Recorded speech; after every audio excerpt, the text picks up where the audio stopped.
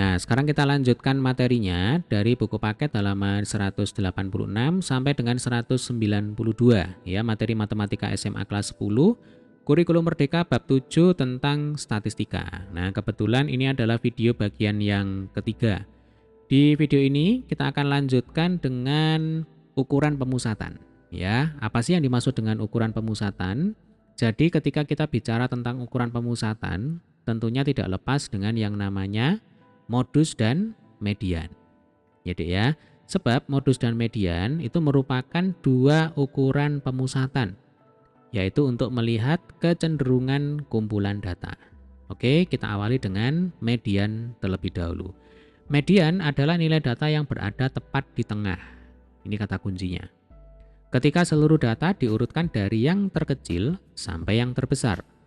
Untuk mencari letak median, caranya adalah bagilah banyaknya data dengan 2.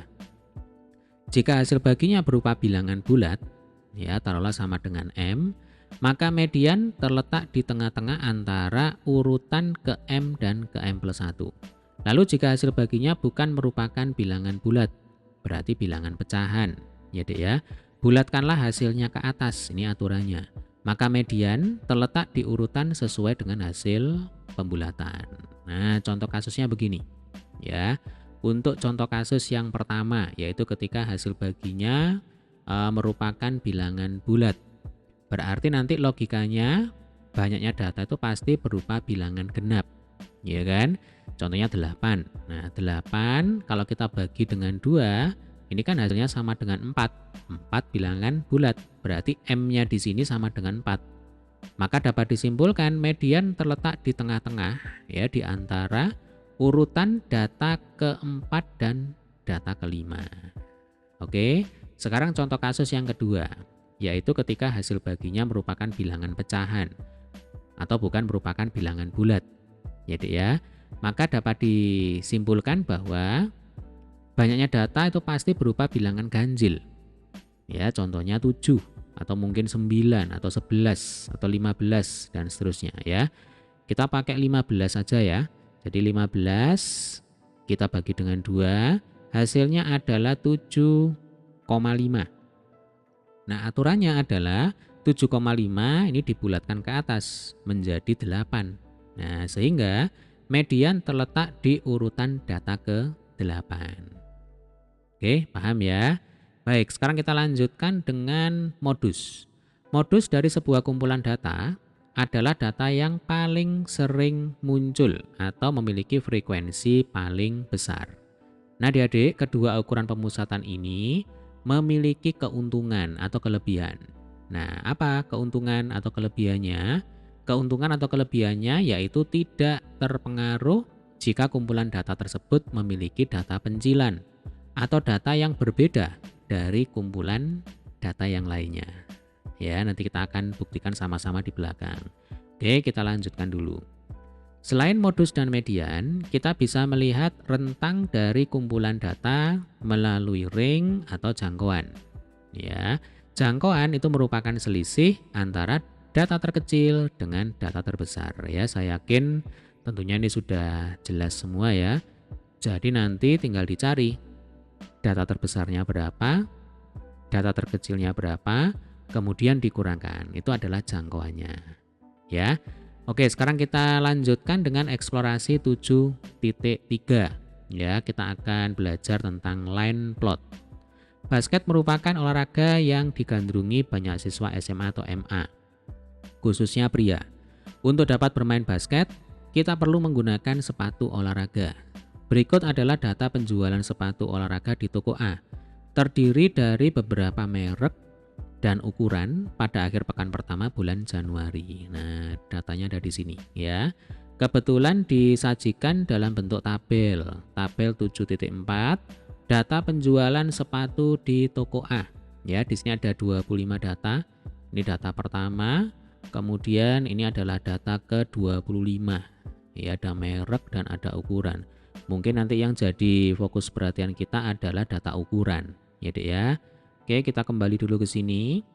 Buatlah diagram line plot untuk menunjukkan ukuran sepatu yang terjual pada akhir pekan pertama bulan Januari. Jadi di video sebelumnya kita pernah belajar tentang diagram batang, ya kan? Kemudian histogram. Nah, line plot itu adalah tipe diagram yang ketiga. Jadi diagram line plot itu merupakan garis bilangan dengan banyaknya tanda X yang menunjukkan banyaknya data yang muncul dengan nilai tertentu. Sebagai contoh, 45 muncul 3 kali. Jadi nanti kita tuliskan tanda X di atas angka 45 sebanyak 3 kali dan seterusnya ya. Oke, kita cermati dulu datanya ya. Kebetulan di sini datanya masih acak, belum urut dari data terkecil sampai data terbesar ya. Untuk menggambarkan diagram line plot ya, itu akan jauh lebih mudah. Kalau data yang acak seperti ini, kita buat pengelompokannya terlebih dahulu sambil kita urutkan. Ya, cara buatnya begini. Misalkan ini 43 kita hitung ya. Ukuran 43 ini muncul berapa kali? 1 2 3 4 5 6. Nah, sambil dicatat di sini. Oh, ternyata ukuran sepatu 43 ya muncul 6 kali. Sekarang ukuran 44 ini muncul berapa kali? 1 2 3 4 5. Ya, Dek ya. Berarti 44 muncul 5 kali dan seterusnya. Ya, 38 ini muncul sekali. Ya sudah, ditulis apa adanya. 38 muncul sekali. Ya. Nah, setelah dikelompokkan, diurutkan ya, nanti kita akan dapatkan hasilnya seperti ini. Nah, ini 38, 39, 40, 41 dan seterusnya. Ini adalah data ukuran sepatu. Ya. Dari 38, 39 sampai berapa ini? 45. Ya. Ini adalah data ukuran sepatu. Berikut yang di kanan ini adalah frekuensi kemunculannya. Ya, 43 tadi muncul 6 kali. Nah, ini cocok ya kan?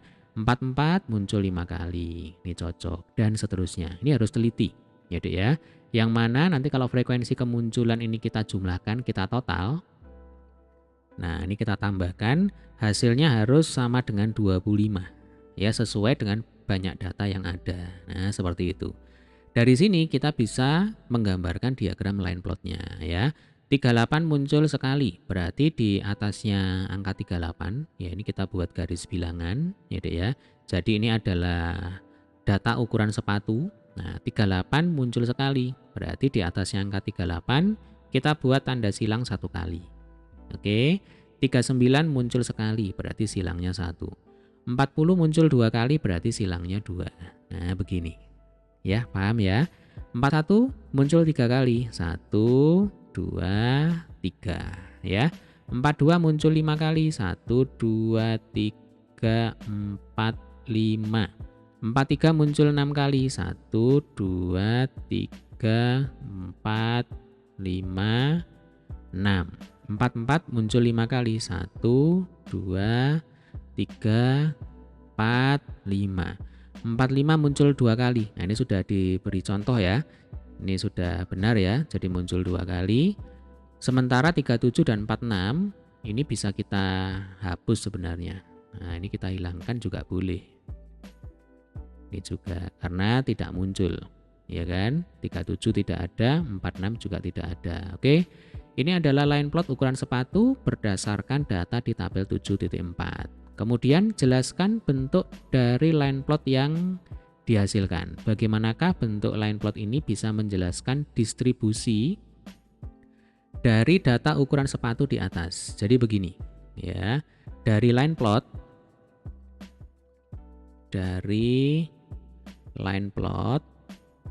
dapat disimpulkan. Ini saya singkat-singkat aja ya, Dek ya. Nanti silakan diperpanjang sendiri boleh ya. Dapat disimpulkan bahwa mayoritas pemain basket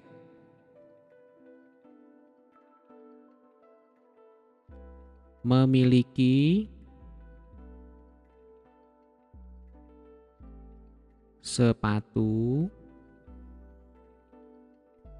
dengan ukuran Nomor berapa coba? 42, 43, dan 44. Nah, mayoritas kan ada di sini. Ya kan? Jadi nomor 42, 43, dan 44. Yang paling sedikit ya Dek ya, memiliki sepatu dengan ukuran nomor 38, 39. Ya, masing-masing satu pemain. Disusul dengan nomor 40 dan nomor 45. Ya kan, masing-masing 2 pemain. Kemudian disusul dengan ukuran 41. Ya Dek ya, ada 3 pemain. Kemudian 42, 43, dan 44 ini adalah yang paling banyak. Nah, kira-kira seperti itu. Ya, kita lanjutkan. Ketika kalian mendeskripsikan sebuah kumpulan data, biasanya kalian juga perlu menentukan data terkecil dan data terbesar dari kumpulan data tersebut. Sekarang tentukan data terkecil dan data terbesar dari kumpulan data ukuran sepatu yang terjual. Oke. Oh ya, kalau di sini ya, kita kembali sebentar ke sini ya. Tinjauannya adalah mayoritas pemain basket memiliki sepatu dengan ukuran sekian-sekian ya. Bisa juga ini kita ganti kalimatnya. Jadi dari line plot dapat disimpulkan bahwa sepatu yang paling banyak terjual, nah boleh seperti itu. Ya Dek ya. Sepatu yang paling banyak terjual ada di ukuran 42, 43, dan 44. Ya, mayoritas di sini. Ya, yang paling banyak terjual berarti di ukuran 43. Nah, seperti itu juga boleh ya. Baik, kita kembali ke pertanyaan yang C ya. Tentukan data terkecil dan data terbesar dari kumpulan data ukuran sepatu yang terjual. Kalau data terkecil jelas 38, ya kan? Ini 38. Kemudian kalau data terbesar jelas 45. Bagaimana kalian dapat menemukan data terkecil dan data terbesar dengan melihat diagram line plot? Ya, caranya cukup sederhana, ya Dek ya. Data terkecil dapat dijumpai atau saya singkat aja ya. Data terkecil ada di ujung terkiri garis bilangan. Ya. Sebaliknya, data terbesar ada di ujung terkanan garis bilangan. Nah, ini. Oke, kita lanjutkan ya. Tentukan jangkauan dari data ukuran sepatu pada tabel 7.4. Nah, ini sudah saya tampilkan lagi ya, line plotnya. Jadi kalau kita sudah berhasil menggambar line plot ya, maka data pada tabel 7.4 ini sebenarnya sudah tidak kita perlukan lagi. Ya, kita bisa menjawab permasalahan terkait dengan statistika ya. Itu hanya dengan menggunakan diagram line plot seperti ini. Contohnya ini.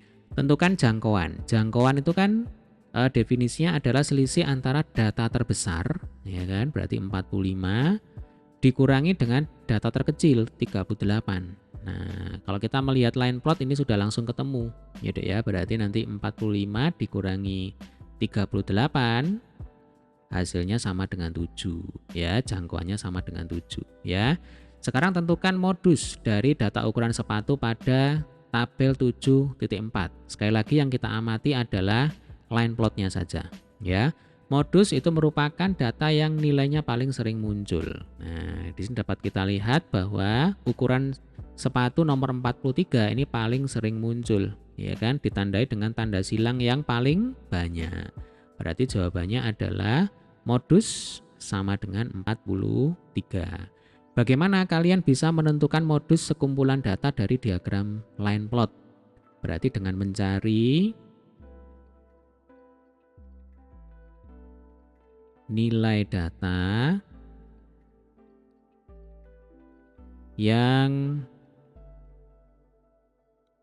memiliki tanda silang paling banyak. Nah, ini jawabannya ya. Dengan mencari nilai data yang memiliki tanda silang paling banyak, itulah modusnya. Oke. Urutkanlah data ukuran sepatu di atas dari yang terkecil sampai yang terbesar. kemudian tentukan medianya. Ya, kita urutkan ya.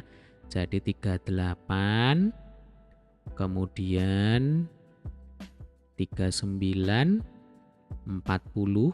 Ya, kita mengacu ke line plot ya, Dek ya. 40-nya ada 2. Nah, ini silangnya 2. Kemudian 41 ada 3 seperti ini. Kemudian 42 ada 5, ya kan? 42, 42, 1, 2, 3, 4, 5. Kemudian 43 ada 6 ini. 43, 43, 43. Oke, kurang 3 lagi. 1, 2, 3. 1, 2, 3, 4, 5. Oh, kurang 1. Oh, sebentar. 1, 2, 3, 4, 5, 6. Nah, sudah pas ya. Kemudian 44 ya, ada 5. 1, 2, 3, 4, 5. Kemudian 45-nya ada 2. Nah, begini. Ya, total ada 25 data. Untuk mencari nilai median, berarti kita hitung dulu letak mediannya itu ada di data keberapa. Caranya adalah kita bagi banyaknya data, ya Dek ya, berarti 25 langsung kita bagi dengan 2.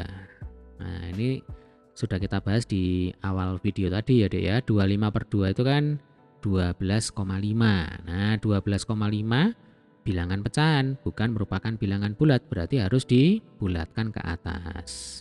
12,5 dibulatkan ke atas sama dengan 13. Artinya median terletak di data ke-13. Tinggal dihitung. 1, 2, 3, 4, 5, 6, 7, 8, 9, 10, 11, 12, 13. Nah, ini adalah mediannya. Bagaimana kalian dapat menentukan median dari sekumpulan data dengan melihat diagram line plot? Ya, caranya sama. Prinsipnya kita hitung dulu, kita tentukan dulu letak mediannya ada di mana, ya. Jadi hitung atau tentukan dulu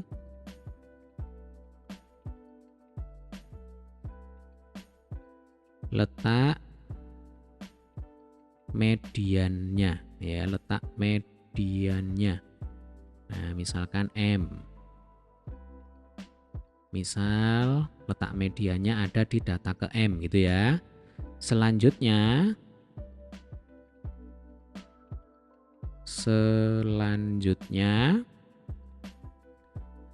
hitunglah tanda silang. Nah, selanjutnya hitung tanda silang pada line plot ya, dari kiri ke kanan. Nah, ini dari kiri menuju ke kanan, dari bawah ke atas ya, sebanyak M. Nah, ini caranya ya. Coba langsung kita praktekkan saja. Kebetulan tadi sudah kita hitung ya, letak medianya ada di data ke-13 yang ini, ya kan? Maka dari sini tinggal kita hitung tanda silang itu sebanyak 13 dari kiri ke kanan, bawah ke atas ya. 1, 2, 3, 4, 5, 6, 7, 8, 9, 10, 11, 12. Nah, kita berhenti di sini. Berarti medianya adalah tinggal dibaca di sini. Nilai berapa? Nah, ini kan nilainya 43. Ya sudah, artinya median sama dengan 43 ya. Sama ya, Dek ya. Oke, sampai sini bisa dipahami. Nah, silakan nanti jika ada pertanyaan, ada kesulitan ya, boleh bertanya di kolom komentar. Nah, sekarang kita lanjutkan dulu. Ayo berdiskusi. Jika terjadi penambahan data baru, Nah, bagaimana modus, median, dan jangkauan akan terpengaruh? Oke, ini akan kita jawab ya setelah kita bahas pertanyaan yang J. Ternyata ada data penjualan di toko sepatu A yang tertinggal. Data-data tersebut adalah ukuran sepatu nomor 41, kemudian 43, 44, 44, dan 46. Berapakah nilai dari jangkauannya sekarang? Berapakah modusnya sekarang? Nah, ini saya tampilkan dulu ya line plot ukuran sepatu sebelum penambahan data baru. Nah, jadi istilahnya ini kan ada penambahan data baru, ya Dek ya. Ini adalah line plot ukuran sepatu sebelum adanya penambahan data baru. Nah, sekarang kita akan hitung dulu ya.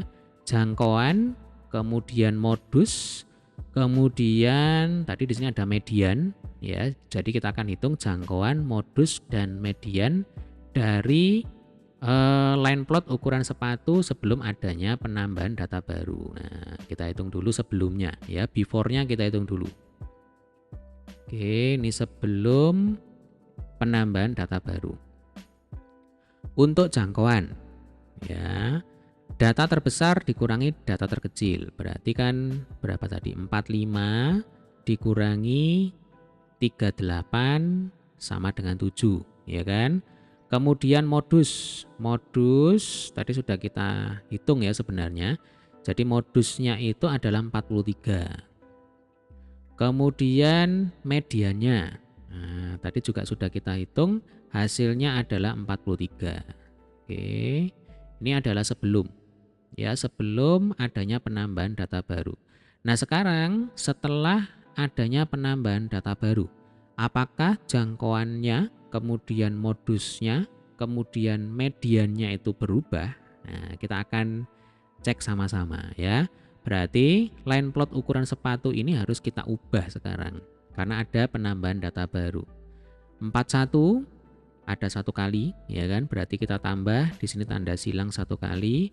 43 ditambah satu kali, ya tanda silangnya. 44 ini ada dua kali, berarti silangnya ditambah 2. Kemudian 46, ya ini data baru ya Dek ya. Nah, kita tambahkan di sini tanda silang satu kali. Berarti 37 ini bisa kita hapus ya. Nah, ini kita sensor. Nah, kita blur ini ya. Karena tidak muncul di ukuran nomor 37. Oke.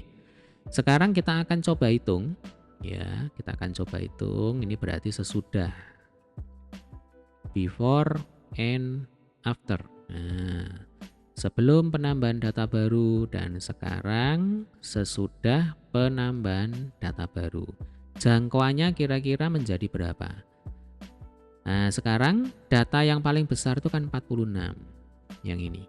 Ya kan? Lalu data yang paling kecil 38. Ya. 46 dikurang 38 sama dengan 8. Oke. Sekarang modus. Nah, modusnya berapa ini? Modusnya ada 2 ya Dek ya. Kalau tadi 43, sekarang modusnya 43 dan 44 ya. Masing-masing frekuensi kemunculannya adalah 7 ini ya. 1, 2, 3, 4, 5, 6, 7. Nah, untuk 43. 44 juga 7 ini. 1, 2, 3, 4, 5, 6, 7. Berarti modusnya ada 2. Sekumpulan data yang memiliki modus 2 ya. Jadi modusnya banyaknya 2 itu disebut sebagai bimodal. Oke, nanti kita akan singgung di belakang. Kemudian kita akan sekalian menghitung median. Ya, Dek ya. Median itu adalah nilai tengah. Masih ingat ya caranya ya. Jadi kita bagi banyaknya data itu dengan 2. Ini ketambahan 5 data baru, semula 25 berarti sekarang menjadi 30. Berarti langsung aja 30 dibagi 2, ya kan?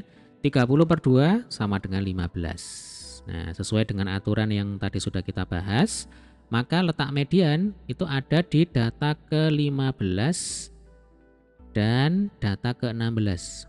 Di antara data ke-15 dan data ke-16, ya. Tinggal kita hitung. 1, 2, 3, 4, 5, 6, 7, 8, 9, 10, 11, 12, 13, 14. Nah, ini data ke-15 ya. Kemudian yang ini adalah data ke-16. Nah, kebetulan data ke-15 sama dengan data ke-16 yaitu 43. Nah, maka tanpa perlu dihitung sebenarnya ya, Dek ya. Medianya itu ya 43 ini. Ya, atau kalau mau dihitung caranya begini. Jadi median itu adalah data ke-15 ditambah dengan data ke-16 dibagi dengan 2. Itu rumusnya ya. Data ke-15 43. Data ke-16 juga 43. Berarti 43 ditambah 43 dibagi 2, ya kan? Berarti kan 2 kali 43 karena 43-nya sebanyak 2. Dibagi 2, 2-nya dicoret sama dengan 43. Nah, ya, jadi medianya 43. Sekarang kita cek jangkauannya ini berubah ya, tapi berubahnya tidak signifikan ya, Dek ya, dari 7 menjadi 8. Modusnya juga berubah ya, yang semula 43 menjadi 43 dan 44. Medianya ini tetap ya, Dek ya, semula 43 sekarang juga 43. Maka pertanyaan ini sudah terjawab ya, Dek ya. Jika terjadi penambahan data baru, bagaimanakah modus, median, dan jangkauan akan terpengaruh ya? Jadi dengan adanya penambahan data baru dimungkinkan baik nilai modus, nilai median, dan nilai jangkauan itu akan berubah. Ya, dimungkinkan itu berarti tidak selalu. Oke, kita lanjutkan dulu.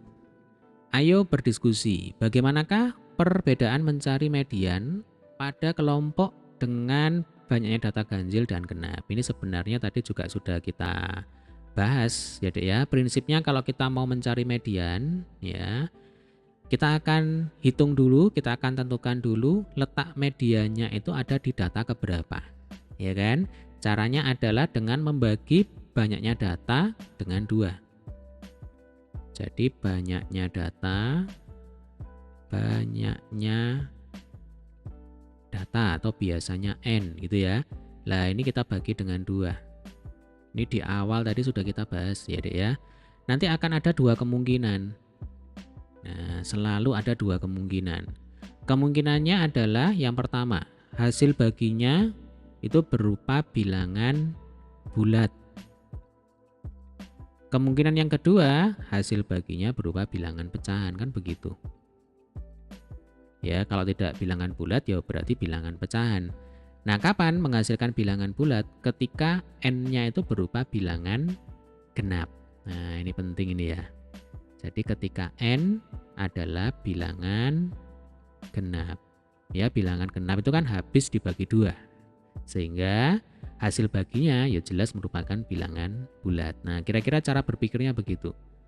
Kapan hasilnya berupa bilangan pecahan? Ya berarti lawannya genap adalah ganjil, kan begitu. Berarti N-nya adalah merupakan bilangan ganjil ya. Selanjutnya, nah ini aturannya saya tampilkan kembali ya, Dek ya. Jika hasilnya adalah bilangan bulat, taruhlah M, maka median terletak di tengah-tengah antara urutan ke M dan ke M plus 1. Ya, kapan hasil baginya berupa bilangan bulat? Ketika N-nya adalah bilangan genap. Nah, ini. Oke. Kemungkinan yang kedua, jika hasil baginya bukan merupakan bilangan bulat. Aturannya bulatkan hasilnya ke atas, maka median terletak di urutan sesuai dengan hasil pembulatan. Nah, kapan hasil baginya bukan merupakan bilangan bulat? Ketika N-nya berupa bilangan ganjil. Dengan N di sini menunjukkan banyaknya data. Oke, paham ya? Baik, kita lanjutkan. Ketika banyaknya data adalah bilangan genap, maka tidak ada data yang diambil sebagai median tunggal. Dalam hal ini, median diambil dari nilai tengah di antara 2 nilai data yang berada di tengah. Ya, sekarang carilah median dari kumpulan data yang baru. Ya, tadi sudah kita hitung ya. Nah, di sini tadi sudah kita hitung. Oke, ini adalah median data yang baru, yang kebetulan nilainya sama dengan median data yang lama sebelum adanya penambahan data baru.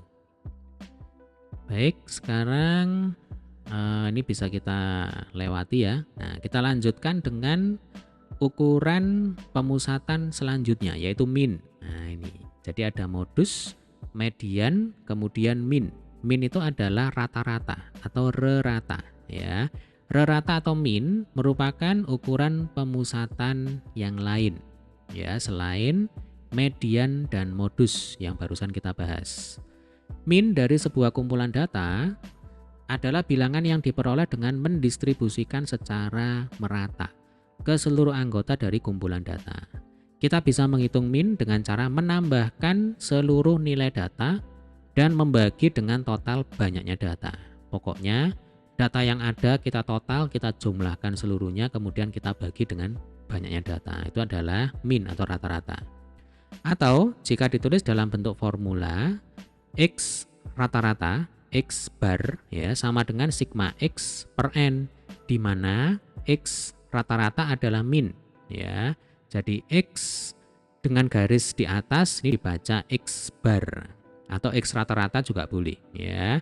Sedangkan sigma X menyatakan jumlah total data, N menunjukkan banyaknya data ya. Sekarang kita langsung masuk saja ke eksplorasi 7.4. OSIS sekolah A beranggotakan 10 orang, akan melakukan aksi sosial membantu para korban bencana alam. Mereka sepakat untuk mengumpulkan pakaian bekas layak pakai untuk membantu para korban bencana alam. Adapun jumlah pakaian atau jumlah baju yang dikumpulkan setiap pengurus OSIS adalah sebagai berikut. Nah, ini datanya. Ya, ada 10 siswa masing-masing mengumpulkan baju layak pakai, datanya seperti ini, 3, ada yang mengumpulkan 5, 7, 10 dan seterusnya ya. Ini terlihat datanya masih acak ya, jadi masih belum urut dari data terkecil sampai ke data yang terbesar.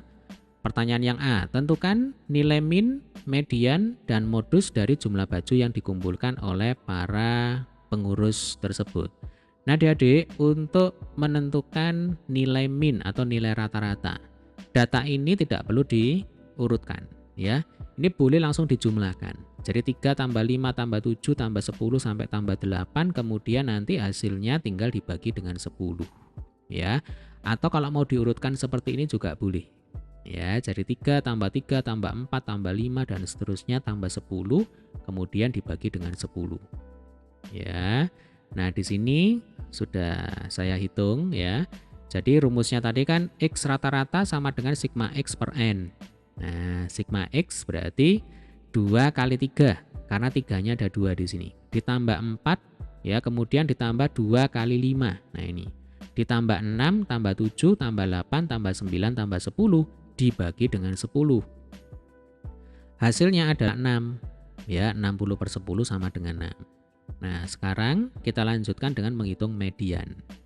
Oke, untuk menghitung median, kita tentukan dulu letak mediannya itu ada di mana. Ya, jumlah datanya atau banyaknya data kan 10. Berarti 10 dibagi 2 sama dengan 5. Ya, artinya median terletak di data ke-5 dan data ke-6. Ya, di antara data ke-5 dan data ke-6. Nah, untuk menentukan median ini harus urut. Ya, Dek ya. 1, 2, 3, 4, 5. Ini data ke-5 ya. Kemudian ini adalah data ke-6. Berarti median itu ada di sini, di pertengahan antara data ke-5 dan data ke-6. Maka tinggal dihitung ya Dek ya. Berarti median sama dengan data ke-5. Berarti 5. Ditambah dengan data ke-6 berarti 6. Kemudian dibagi 2. Nah, 5 tambah 6 11. 11 dibagi 2 sama dengan 5,5. Nah, ini adalah medianya. Oke, paham ya?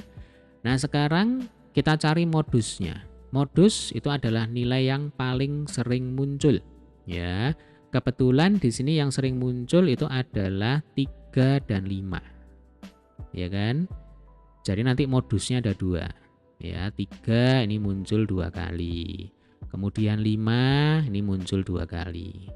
Sementara yang lain ya, data dengan nilai yang lain ini masing-masing muncul hanya sekali. Maka dapat disimpulkan modus ya Dek ya, sama dengan 3 dan 5. Ya, jadi sekali lagi rata-ratanya 6, berarti rata-rata pengurus itu menyumbang 6 baju, kemudian mediannya nilai tengahnya 5,5, modusnya itu 3 dan 5. Oke. Ternyata keesokan harinya ada 2 siswa yang bukan pengurus OSIS. Namun mereka terinspirasi dengan aksi sosial yang dilakukan oleh para pengurus OSIS. Mereka langsung ikut menyumbangkan baju layak pakai sebanyak 20 dan 22 buah. Ini maksudnya 20 dan 22 baju ya, bukan buah. Nah, oke. Jadi di sini ada penambahan data baru sebanyak 2, yaitu 20 dan 22. Ini kalau kita perhatikan berarti datanya ini jauh ya nilainya dibandingkan dengan yang lain. Berarti ini dapat dianggap sebagai data pencilan. Oke. Tentukan min, median, dan modus dari kumpulan data yang baru. Oke. Ini saya bersihkan ya. Saya tampilkan lagi datanya. Ini adalah data yang lama sebelum adanya penambahan data baru ya. Berarti tinggal kita tambahkan. Ini adalah data ke-11, 20, kemudian 22 ini adalah data ke-12. Nah, sekarang kita akan hitung minnya. Caranya sama seperti ini ya. Berarti tinggal kita total, kita jumlah. Berarti di sini nanti ditambah 20 ditambah 22. Nah, sekarang faktor pembaginya bukan 10 melainkan 12 ya. Karena banyaknya data ini ada 12. Oke. Nanti setelah dihitung hasilnya 102 per 12 ketemunya 8,5. Sekarang kita akan menentukan mediannya ya. Caranya adalah kita bagi banyaknya data. Berarti data yang baru ya 12 kita bagi dengan 2, hasilnya 6. Nah, dapat disimpulkan median itu terletak pada data ke-6 dan data ke-7. Tinggal dihitung ya, 1, 2, 3, 4, 5, 6. Nah, data ke-6 sama dengan 6. Data ke-7 kebetulan juga sama dengan 7. Artinya median ya sama dengan 6 ditambah 7 per 2. 13 per 7 dibagi 2 sama dengan 13 per 7. 13 per 2 itu sama dengan 6,5. Nah, ini ya berarti mediannya atau nilai tengahnya 6,5.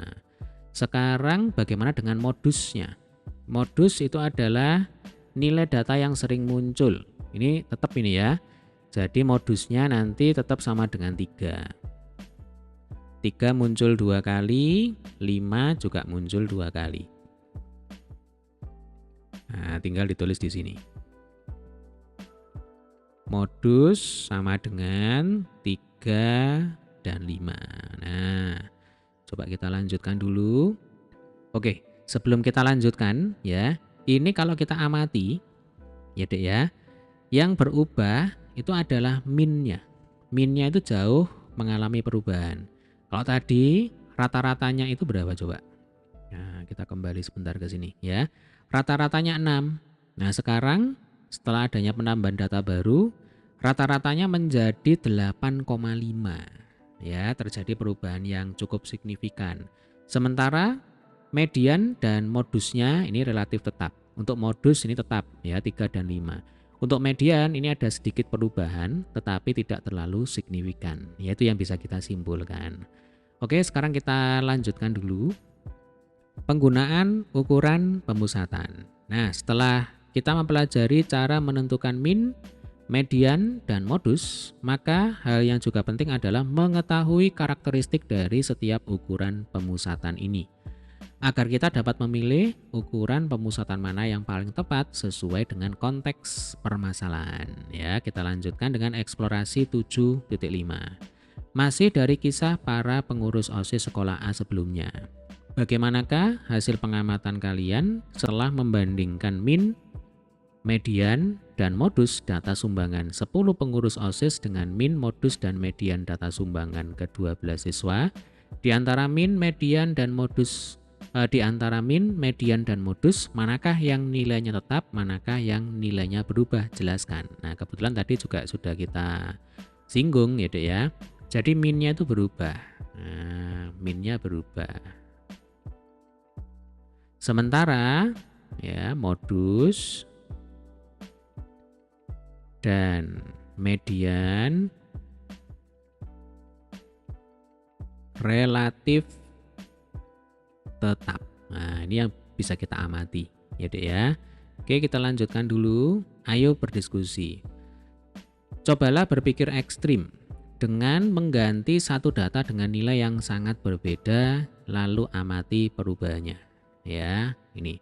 Bagaimana jika seandainya siswa ke-12 bukan menyumbang 22 buah, namun menyumbang 100 pakaian?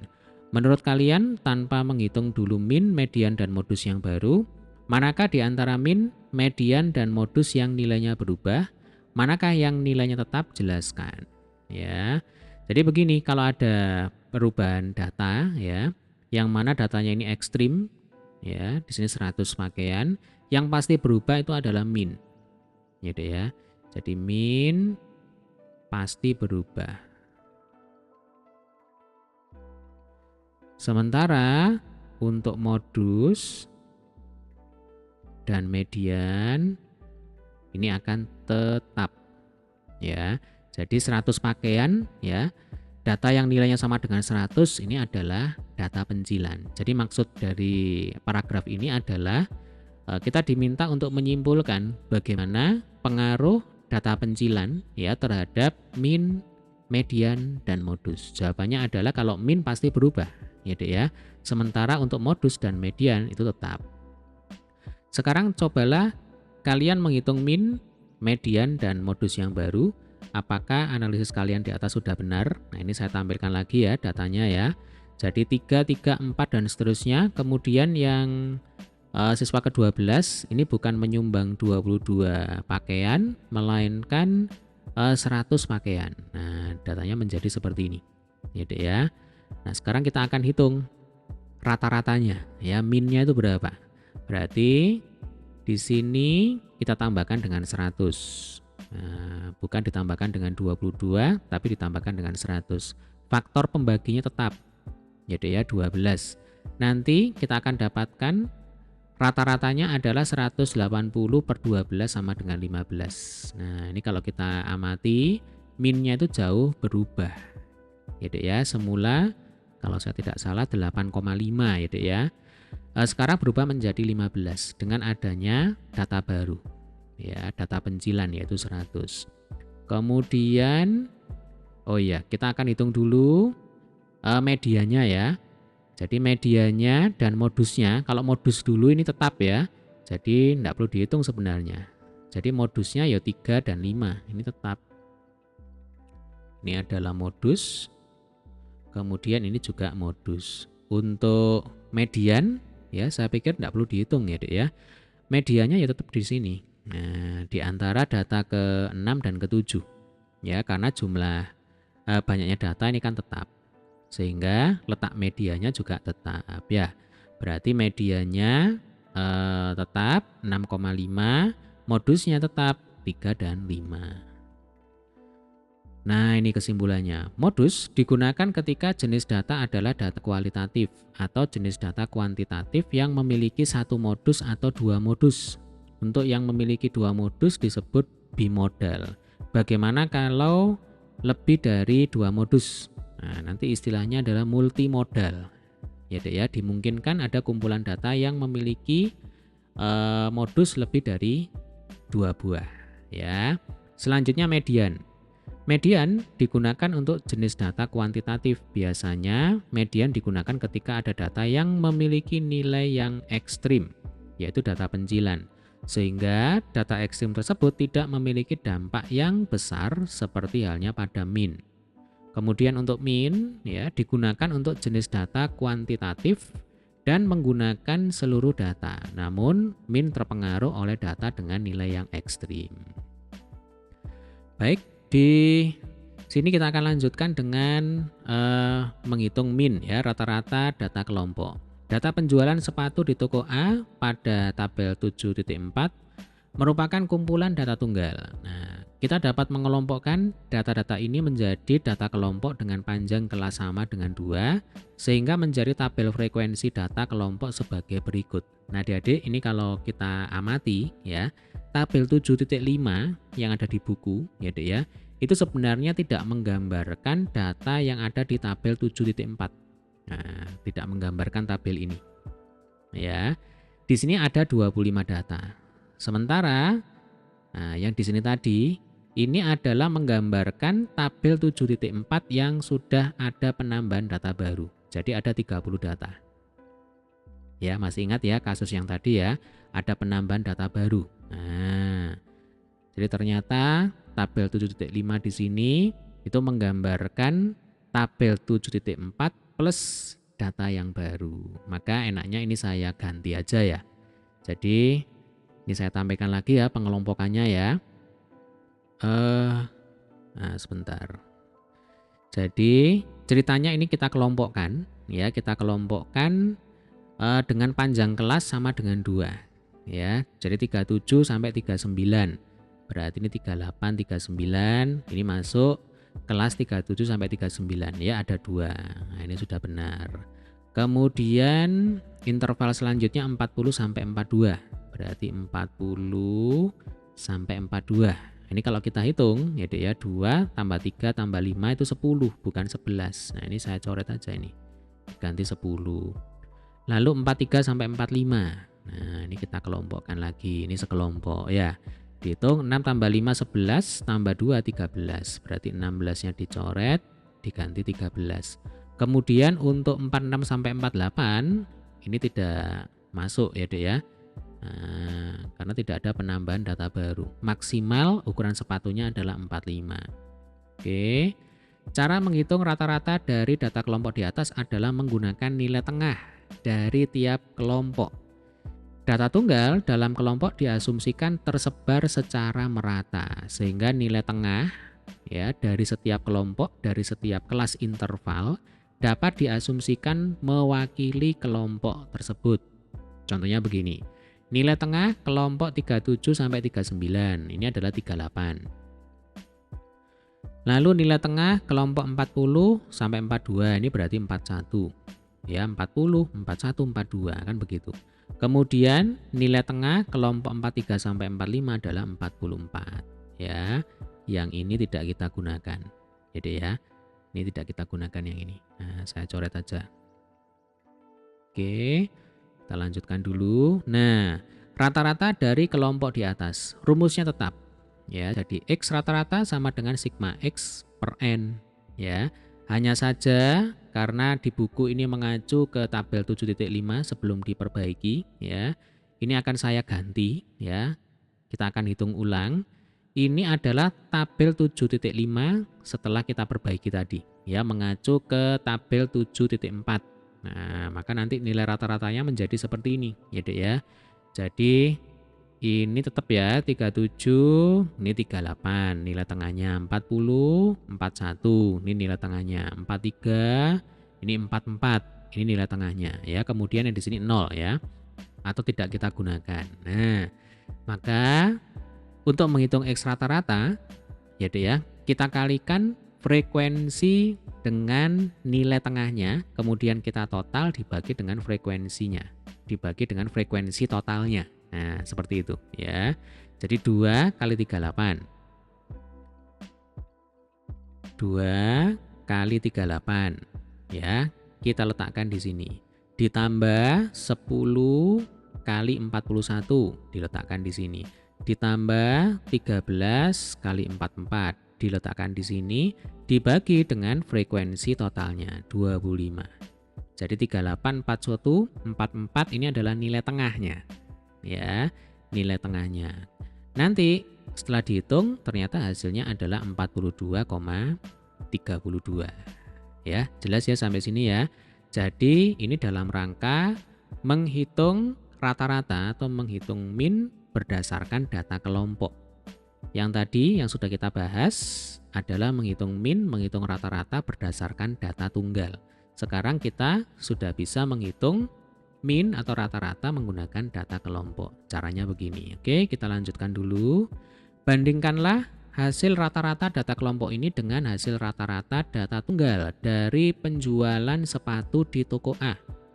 Apakah menurut kalian kedua hasil rata-rata masih cukup dekat? Nah, ini saya tampilkan lagi ya. Untuk data tunggal, ya Dek ya, rata-ratanya adalah 42,32. Ya, jadi caranya adalah 38 tambah 39, kemudian ditambah 2 kali 40, ditambah 3 kali 41. Ini frekuensinya ya, masih ingat tadi ya. Jadi 40 muncul 2 kali, 41 muncul 3 kali, 42 muncul 5 kali, 43 muncul 6 kali, dan seterusnya dan seterusnya. Kalau kita hitung, rata-ratanya ternyata ketemu 42,32. Nah, sekarang data kelompok yang barusan saja kita hitung ya, hasilnya itu ternyata tepat sama, yaitu 42,32. Sehingga kalau ditanyakan, apakah menurut kalian kedua hasil rata-rata masih cukup dekat? Jawabannya adalah ya. Bahkan di kasus ini sama persis, ya Dek ya. Jadi jawabannya adalah ya. Pasti cukup dekat. Ya, pasti mirip. Oke, sampai sini bisa dipahami ya. Nah, selanjutnya ya kita akan bahas latihan 7.3, tetapi tidak di video kali ini, kita akan bahas di video berikutnya. Oke, semoga video ini bermanfaat. Jika ada pertanyaan, ada kesulitan, silakan tulis di kolom komentar. Terima kasih.